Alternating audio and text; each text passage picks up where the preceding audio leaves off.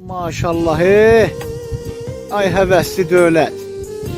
Səni otaran çoban nə duman bilməz, nə soyuq bilməz, nə yağış bilməz, nə isti bilməz. Hava soğuk olacaq, sazaq olacaq. Səni otaran çoban deməyəcək, canıma soğuk oldu, deyəcək, bugün qoyun yaxşı otlamadı. İsti başına vuracaq, deməyəcək, bugün isti oldu, ciyərim yandı susundan.